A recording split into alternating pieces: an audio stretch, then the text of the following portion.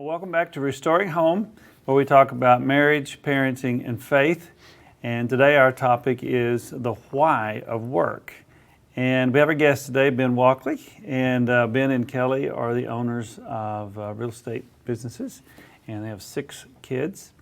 And we just gotten to know each other pretty much over the last few months and enjoying fellowship together. So the other day we were talking over at your house about all kinds of things, and I was inquiring about your business and what you do, and so we got into that. I think guys do that sometimes. They kind of want to know what you're doing, and it's interesting to us. And as we did, I asked you, you started telling me a story. Yep. And I thought, when I heard this story, I thought, other people need to hear this. They need to hear the journey you've been on and where you've landed. And so that's when I invited you. I thought about inviting you, and then a few days later said, hey, can you come do this? And you agreed to do it. So thank you. Welcome. So I'd like you, we've talked about that even before we sat down here today, kind of go back through and give everybody an introduction to what you do, how you got into it, the portion of it you told me the other day. Okay. So I went to Cedarville University after high school, and I got a degree in accounting and finance. And before that, I had actually run a tree service and lawn mowing business that I started. My parents helped me. They were encouraging me to go work. So They wanted you to pay your way through. Yeah, they paid about half, and I paid about half of the college. And it was brutal, but I learned a lot of good things. So after I graduated, I thought I was going to go into, my dad was buying a storage facility that had a mulch business, and I was going to keep working outside. And well, right before I graduated, the deal fell through, and I didn't get a job as an accounting auditor, or I had no plans. So I was kind of very upset with my dad that the deal fell apart. And so graduated. He was an attorney. His law firm had a small title company, and he said, well, you could come work at the title company. And the pay was $12 an hour. And I was very upset that I was making way more than that cutting down trees. Why would I, go do this? So, because I had a college degree, I thought, well, that's what I should do. So, I did it. And the only thing I asked was, that I remember at the interview with him and his business partner, I said, well, is there any way for me to own part of this business? And they said, sure. So I took the job. I said, well, there's an opportunity for me to own, I want to own my own business, so, okay. So I didn't know what a title company was. I didn't know what a office was. And I take one thing, my dad had asked me right at the end of college if I wanted to buy a house, which I thought was great. And I did. I bought this house. He lent me the money. It was in Akron. And so I bought that house and then started the process. All this is kind of simultaneous of fixing this house up. And it was horrible. I mean, the people were asking $25,000 for the house, which sounds like a little bit. It was probably worth 0. I thought I was so slick for negotiating with them down to 22. It was disgusting. And I spent a year and a half right before I got married. I graduated in 2003. Kelly, my wife, graduated in 2004. So I spent that year fixing this house up, hiring contractors, failing, people not showing up, taking my money. I mean, it just was horrible. I mean, doing something, redoing it, my dad, changing our mind, whatever. I just kept borrowing more money from him to fix this house. And I was working at the title company. And, at a heart level, I had gone through church and everything else, but I didn't know God. I had no relationship with him. I had the relationship of like saying things out loud, but none. So internally, I had studied accounting and finance, money, and that's what I wanted. I was going to make lots of money. So about a year, so after moved into this house with my wife, the neighbor, a house up the street burned down. And the guy, After moving into the house that you had renovated? Yep, then one up the street burned down. Okay. And this is the story I told you the other day. So I wanted to buy this house and fix it up. I was still kind of naive. I So I had some money. I had been working for a year at the title company, and I had saved up that money. And this guy offered to sell the house to me for $15,000. Well, I didn't understand that he had gotten a bunch of insurance money for the burn, and then he was still selling it to me for 15. It was it should have been torn down. I had a friend from college that had come back to this area, and we decided we were gonna fix it together. I was gonna be the money, and this guy was going to do the work. And we would help each other, but I was still working, and he didn't have regular work. So this house, you know, the rafters were burned, the foundation was bad, everything was bad. So we started off fixing it, and we were trying to get deals from everywhere, cheapest materials. You know, there was holes in the foundation, and we were taking drywall mud and putting that in there. repair the foundation. To repair the foundation and painting over it. We took, you know, to get paint, we went to, there was like a Ben Moore paint place. We just dumped all the paint into one bucket and mixed it up into this. The lady that ended up buying it, she was like, I love this paint. This is peanut butter brown. And we laughed about that for years. And, you know, the tiles, we didn't know really what we were doing, so we didn't put under like concrete board. We just put the tile down on the Luan, which, you know, obviously it's going to crack. There was charred rafters. We drywalled over top of those charred rafters. You know, we sistered boards in and just covered it up. Never put an air conditioner. Didn't even put a new furnace in. This thing was one of those old giant gravity. Never replaced it. And I thought we were trying to our goal was to make money. So in the end, we got these people. This is back in like subprime lending was going on. They came in, wanted to buy the house. Loved the peanut butter walls. I sent them to this loan officer who I had connected with in the title company, who was doing subprime loans, which it's just bad loans, really. These people were not qualified to buy a loan. They they needed another line of proof that they could pay their bills. So well, we live with our mom and dad. We could the loan officer said make up something that says, you know, we're paying mom and dad. I'm like, well, you know, it's Sounds like a lot of patchwork went on in the whole bad. process. So I said, yeah, you should. That's okay. Do that. So they buy the house. You know, they buy it for $92,000. I walked out of there, and I remember boasting to someone, and this guy's not a believer. Oh yeah, we made so much money on this house. Really, like maxed it out. And I remember him saying, his name's Marty Yates, and he said, well, I guess that's one way of doing it. Well, I followed this. These people ended up losing the house in foreclosure, and I had such guilt. My motivation was just so wrong, but I had so much guilt. Well, I decided after that I didn't want to do that anymore. But nothing really had changed. I just realized like I didn't feel good, so I didn't want to keep going that way. Well, I ended up selling my house, and this is like really like the beginning of something amazing that ended up happening in my life. We sold our house, and I had to move in with my parents-in-law. I didn't have anywhere to go at the same time, working at the title company. And this lawyer that worked there, he would get these properties from time to time, and then he would send out, you know, letters to investors and say, well, hey, you know, bid on this house.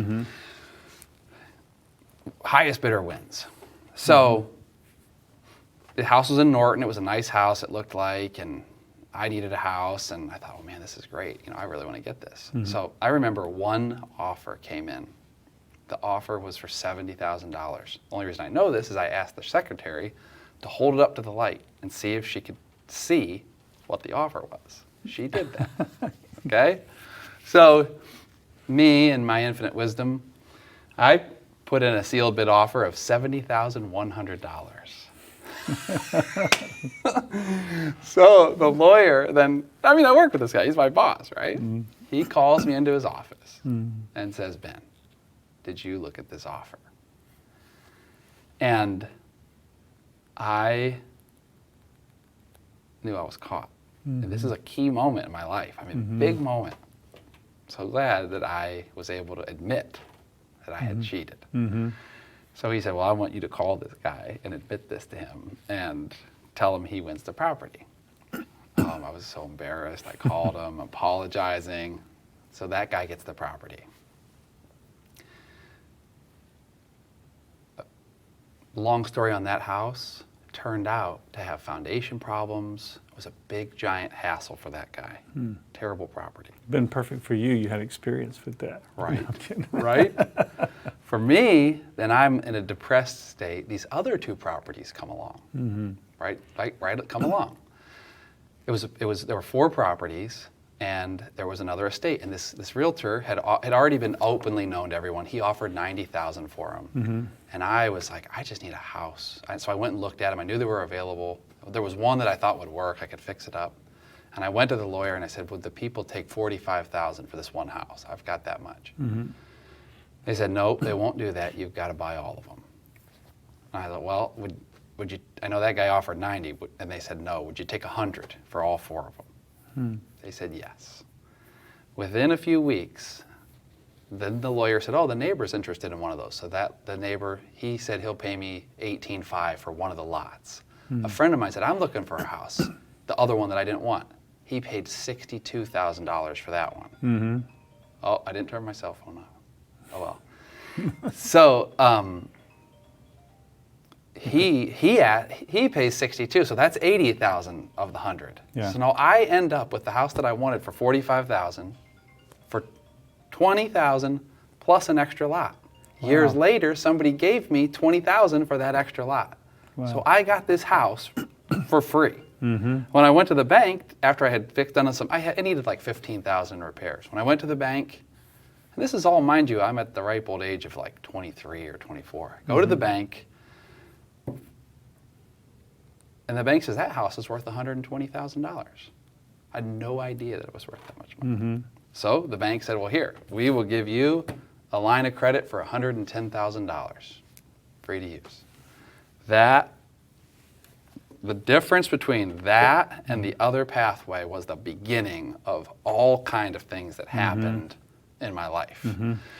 Now, I can't say that all those things were good, because I then took that and thinking, oh my gosh, I started buying and selling and restoring and kept the title company going and had all kind of success financially.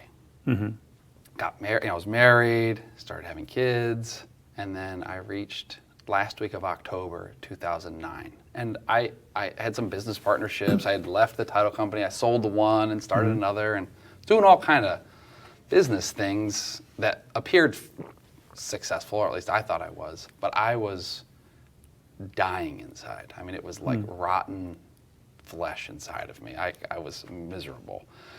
And I remember this pastor, Joe Coffey, he said, I was at Hudson Chapel, and he said, whatever you think about, whatever you talk about, whatever that is, that's your God. That's the most important thing to you. And I don't know, I mean, the Holy Spirit just hit me like a ton of bricks, just crushed me. And I knew for the first time, like, I was selfish, just pure selfish. So I remember last week of October 2009, I broke. I cried. I broke down in the shower, crying my eyeballs out, like, didn't know which way was up. Told God I was sorry. Told him I want to give all the money back. Can I just have a new life? It was an amazing moment of my life. Then that morning, there was this ministry, South Street Ministry in downtown Akron. I knew that they needed a furnace for their building. I got out my checkbook. It was like $7,000. I'm like, I'm gonna give this money. I'm just gonna give the money away. Wrote that first check, drove down there, stuffed it in their building. I don't know to this day, audible, not audible, still small voice inside of you. But at that moment, the next morning, 4:01 in the morning, inside of me, I don't know now. At the time, I thought it was audible, but I can't know. This is what I heard. Ben, get up.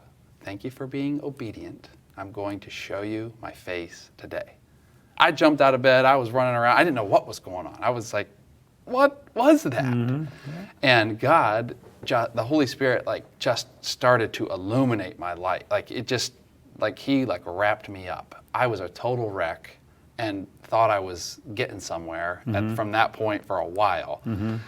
And the stories of God's goodness, I would run into people it was like divine timing everywhere. My business exploded. I took all of that as if I was doing something right. I was so proud. I was so without wisdom, so just, but knowing like that God was really real in my life, you know, going to Africa, so many cool stories that I could tell you.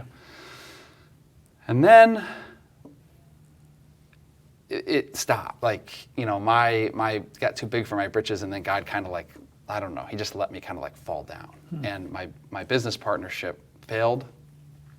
I had a very successful title company. I thought I wanted to like leave business and go live under a bridge or go to Africa and serve and just, you know, so I didn't want to work anymore. And it was all the work to me was just about getting money. It was just like, that's all that mattered. So it didn't change after I knew God was so real. I still was like, I would say it was different, but it didn't really matter. So I split ways with that business partner. He, by the grace of God, he bought the business from me. He was able to do that. His father-in-law lent him the money.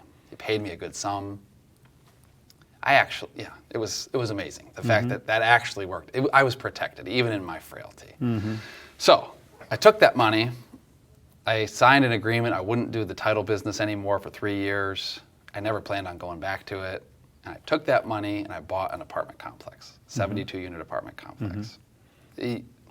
Drug infested, nasty, flat roof, run down. And I thought in my head that I started doing the math. I was like, 72 units times 500. I'm good. All I got to do is just, I don't know, raise the rent on everybody, and like they're going to give me the money, and I can just go show God how faithful I am. You know, He's just going to be so proud of me. Well, I bought that place. The guy that had sold it to me lied on how many people were actually living there. There was about half as many people living there. He'd been trying to get a loan and had not told the truth. It was a money pit. Everything I had was now trapped in this beat up, rundown place. And I'm putting all my money into it. I'm losing money. I own this building, but I am paying to own this building. Terrible. Tried to sell it back to the guy that had helped me get it. He had told me if you got in trouble, you would. He said, sorry, you know, I can't help you. Wow.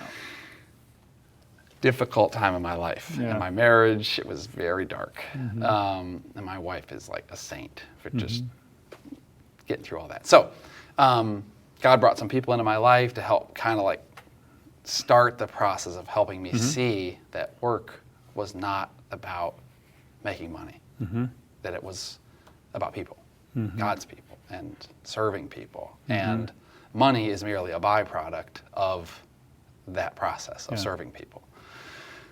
And so moving forward, we ended up, that 3 years, I was broke, flat broke after that 3 years of I didn't know what else to do. I tried to go sell some houses, but my work was being a title person. That's what I knew, was an expert at. So after a few years, I went back into business in the title business and started again, only this time I was going to serve God. And, you know, we had talked earlier and you said, you know, you had on this, when we were talking about this interview, you had said, you know, is there a bottom? Like, did you ever, like, where God, like, really showed up? And we started this title company and got all these people involved. God's hands were on it. It was like I would pray something, like the people would come, the money that came that we needed to do it, everything that we needed was like just coming to, right? And I'm thinking, we're going to take over the world, you know, like, well, this is going to be, you know, this is it. And mind you, the apartments are still like not doing well. So we start this business, and we took on investors $100,000 after, and one of the people that came to work with us had all kind of customers. It was going to be fine. Like, with her customers, we were going to be good. We started in January 1 of that year, 2013. No customers. Lots of payroll, lots of rent. So our 100 or 130,000 dwindle, Yeah. dwindle. By I think we had 2 files that first month. So by March or April that year, we were writing checks. I'm writing checks off the home equity line of credit on my house to keep payroll going. I remember sitting in this room with I called a meeting. And I was like, we're going to just ask God, because this isn't a ministry, this is a business. Like, I'm not going to do this. So I remember sitting in that room and I said, God, we had $70 in our account after paying, I think it was $14,000 like a week or so ago to like make it. And then it was like there was $70 in there. And I remember sitting in that room with those people and I said, God, I'm not giving this business another dollar. I didn't come to do this on my own. I believe you asked me to do this. There was like a year or 2 earlier, I had like gotten into the shower and I just had felt like God was like, I don't want you to go to Africa. I want you to go to Akron. Like, this is what you can speak the language. Like, I want you to go to work in this and actually be a light to the people in your industry. Like, it just was like, and then I asked him to confirm it all. He did. So there I am doing what I believe he asked me to do. And you got $70. I got $70 and I'm like, I'm not doing it anymore. Yeah. That's what I told him. I'm not doing it. I said, I'm going to start firing people on Friday in the prayer. Everybody in the company said, I'm like, God, I'm firing people on Friday. If you can't show, if you don't, I'm not doing this. If this isn't you, I'm not doing it.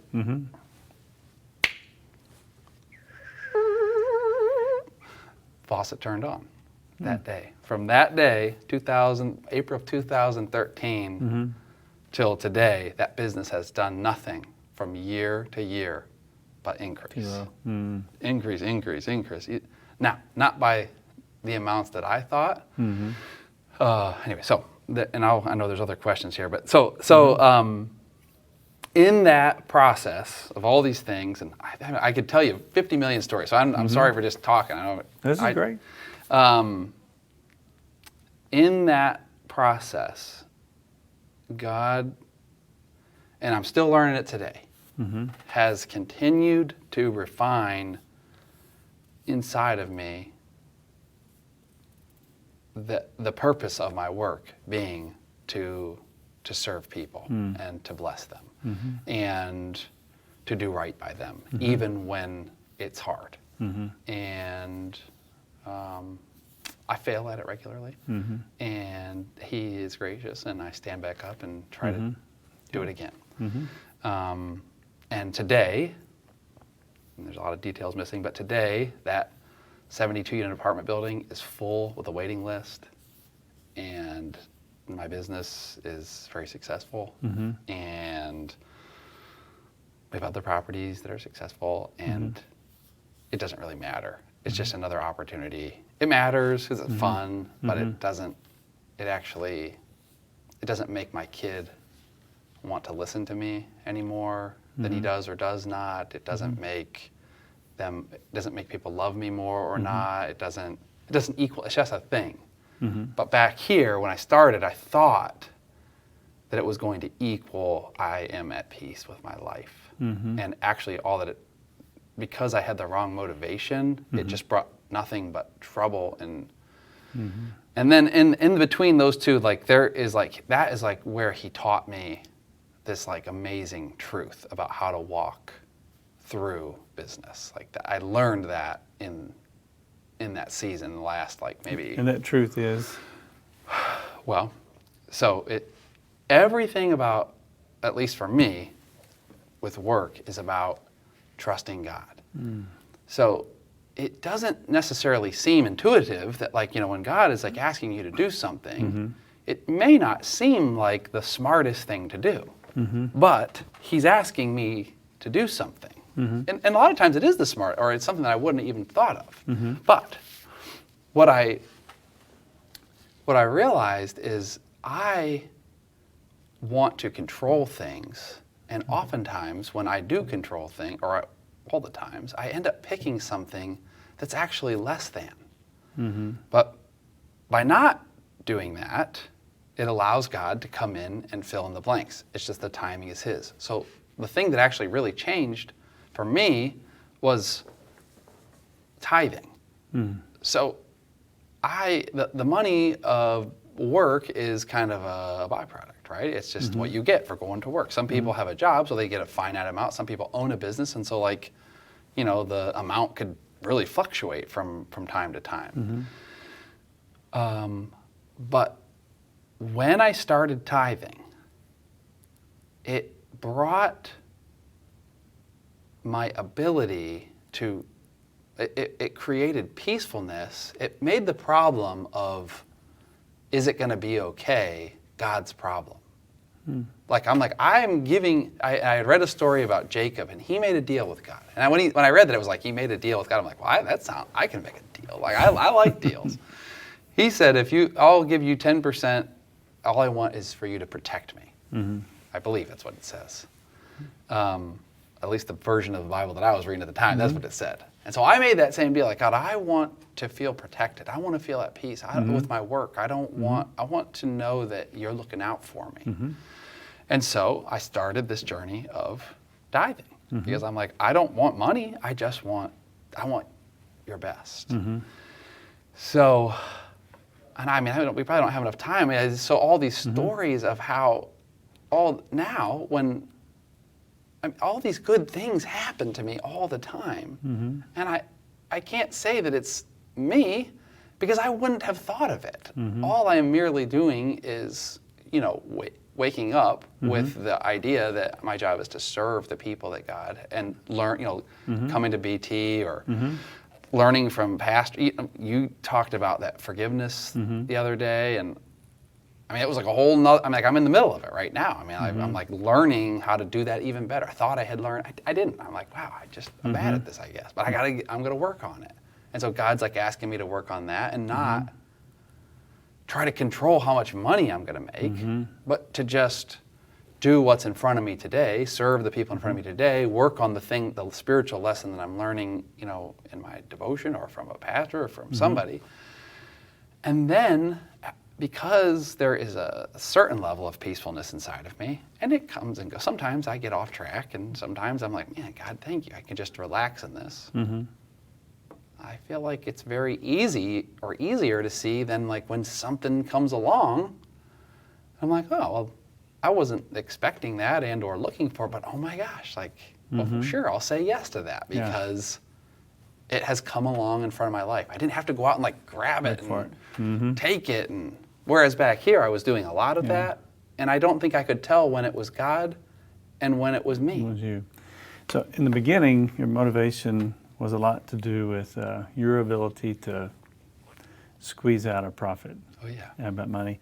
Through the process of being humbled, showing you that your best efforts don't always succeed, and even when they do succeed, something inside is left empty. Yes. Through all of that, the Lord got you to a point where you finally said, okay, I got $70, I can't do this. It's up to you. I'm not even going to try. No more money, I'm done. You got to take care of it. And from that point on, he started taking over and running things, and he still is. And you keep going, wow, I don't even know how this happens, but he's doing it. Clearly, he's doing it. Well, it's almost like I get a choice every day. And, I get to, he keeps doing it regardless of whether I do it right or wrong. But I feel these like almost consequences sometimes, like I'll make a kind of a bad choice, and then I kind of know something's wrong or it's a bad habit, but I also feel rewarded by, choosing to, I'll give you a perfect example. I just came from dealing with this situation. There was a guy, I met him out of prison. This is 11 years ago. I had bought a house in Akron. I was afraid to go in Akron because I thought I was going to die. There was real estate agents. They had this house for, I'm sorry, I take it back. There was a real estate agent who was having a problem, and I was trying to help him out. I wanted to get his business. I wanted him to work for me. So I said, send me his work so I could make money. So he had this problem, and I knew how to rehab houses, so I helped him fix his problem in Akron. Well, while I'm down here in Akron, this other house comes for sale from another agent that I want them to work. So in my small-brainedness, I think, well, I'll just go make an offer on that house, and that, even though it's not a good offer, these agents that I'm going to make an offer on this house with, because I made an offer through them, even though it wasn't a good offer, are somehow going to want to work with me more.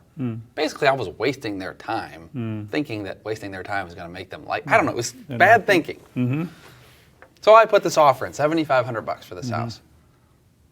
This is way back. It was, bad area. No, your offer got denied. Oh, good. Didn't want that house. 2 weeks later, oh, hey, by the way, the bank accepted your offer for that house, $7,500. Now you own the house. Well, I didn't want to own the house. I didn't want anything to do with that house. That wasn't I didn't make the offer. I made the offer because I thought, well, these people are going to think I like them and they're going to send me more work. Yeah. So I buy this house. By the time I closed, I got 3 offers to buy that house for double what I had paid for it. People wrote me a letter. A guy walking across the street. I'm like, oh my gosh, I got something good. Well, I don't know why. This is in the story prior to like actually really knowing God. I mean, I guess I had some relationship because but not like post, like actually admitting I was selfish. I get a phone call from this guy. Hey, there is a guy who just got out of prison and he needs a place to stay. You got anywhere he could stay?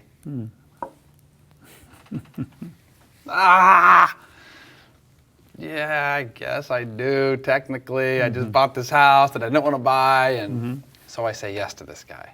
And the funny part is, for so long, I thought I was helping this guy, and he was helping me in the most strangest ways. Like, so 11 years later, I just came from this guy.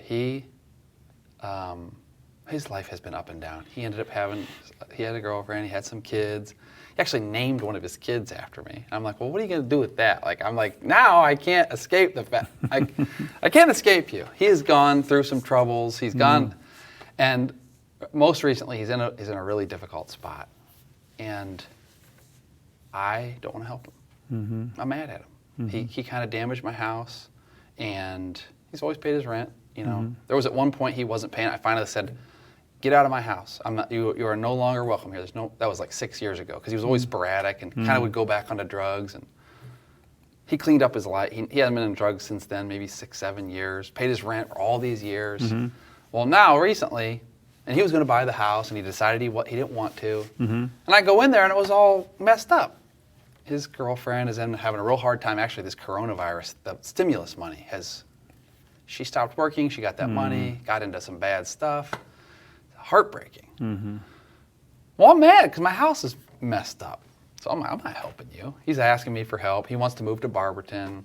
I'm not helping. Give me some money to pay me back, and then I'll help you. Which I know that's the wrong attitude. I've been learning that recently with home church. So finally, I'm like, okay, God, you said something to me the other day. You said, what's the best thing you could do for him? Well, I know the best thing. I know he needs a house. He needs somebody to help him get a house. That's what I do. Okay, fine. It sounds funny to talk like that, but that's actually how it is. My phone rings.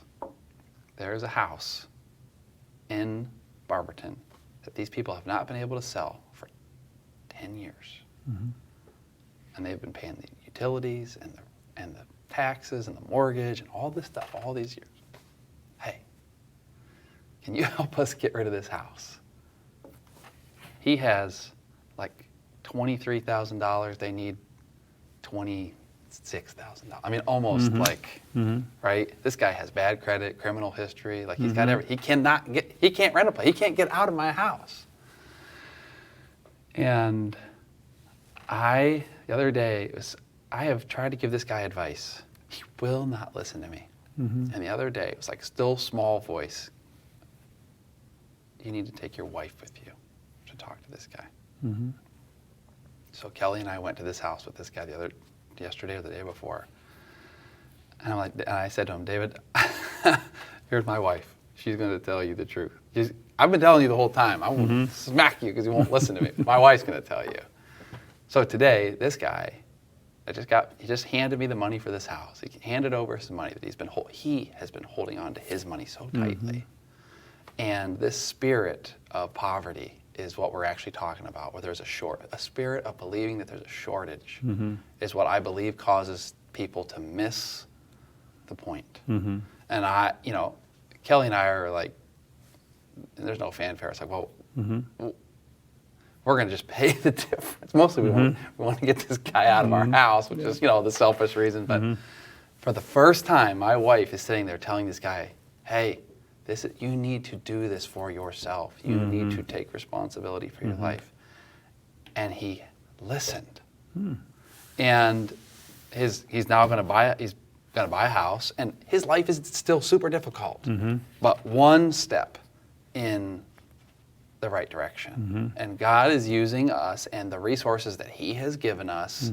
It's him. I wouldn't give it to this guy if it wasn't so freely given to me. Yeah. Right? Maybe I would think I would want to, but I wouldn't. I'd be like my old self who'd want to, hold on to it all. And I can't even be mad at this guy because God has used him in the strangest backward way to teach me so much that I'm just thankful for him. And so I guess all of that to say that, like, obeying that. Well, and I just bought a house a few days ago. They mispriced this house by $50,000. And you can only if you can see the difference in values, like knowing cars. I put my offer. I couldn't believe they listed it. Somebody just looked at Zillow and said, well, that's what the price is. They didn't look at the whole property. So in my head, it's like, it's like God brings these opportunities. I can say yes to them. He also brings opportunities to give and serve. And it's just kind of fluid. So you're seeing God more. You're recognizing him at work more with individuals and with even opportunities that come your way. Yeah. And so when you start to go to work, and you're looking out for other people, you're trying to do something for the customer or for the other person. Yes. Then God starts working in your life, and you start seeing God in your work. Oh, yeah. And then you're partnering with him, or you're following the lead with him. That part, do unto others as you would have them do unto you, it rings in my head. What I have to ask myself, what would I want someone to do for me if I was in their shoes? And I try to do that thing. I try to do that. Now, is that in your book, or your book about something else? Well, my book, it's in there, but the book is about... The emphasis is somewhere else in your material. Yeah, the book is like, it's like both, it's like the spiritualness of real estate. I actually believe that God really actually cares about real estate. It doesn't quite say that in the book, but I mean, it kind of does actually. But some of the story is in there, but I want people to be able to make accurate decisions. Yeah. And so by them understanding what they're looking at, I would want to make accurate decisions. I don't like buying cars because I feel like car salespeople are disingenuous.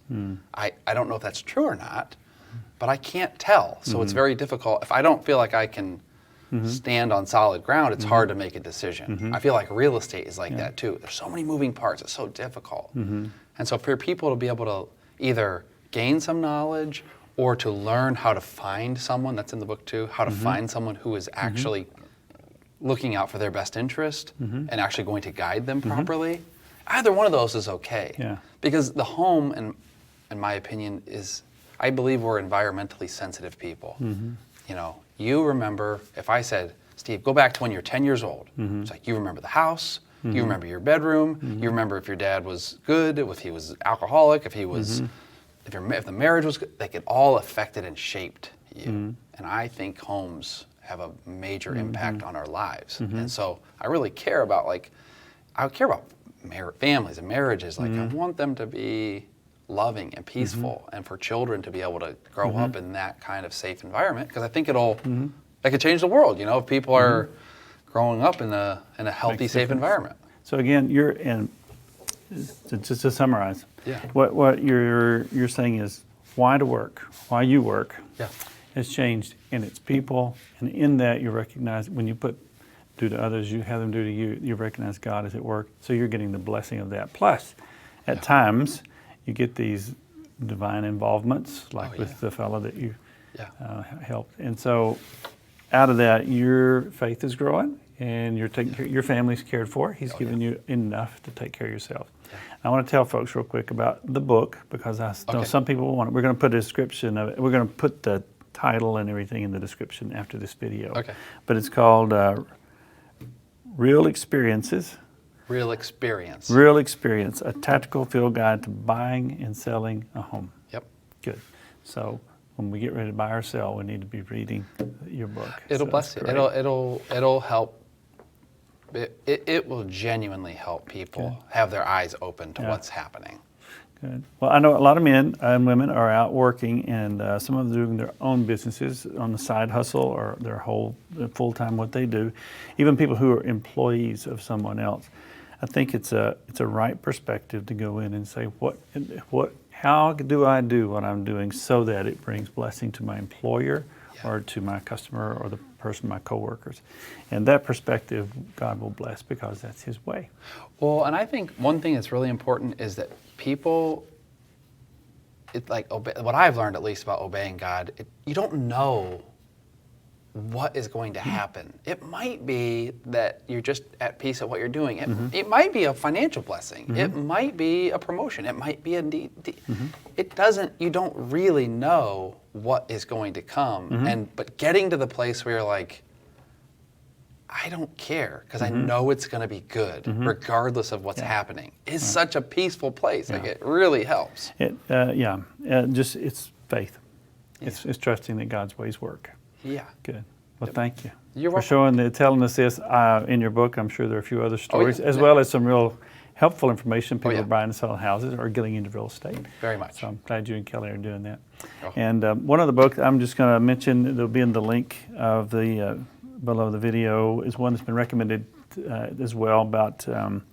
It's about the idea of making money in general and having a right perspective on that, like you've shared this part of it, which is a big piece of it. It's called Thou Shalt Prosper by Rabbi Daniel Lapin, I'm not sure how to pronounce his name, but that'll also be there, and your book will be listed down there as well. So people who are interested in working in order to be prosperous, but in order to do it in the right prosperities, both the relationship with God and benefiting people, they'll then get that information there. Yeah.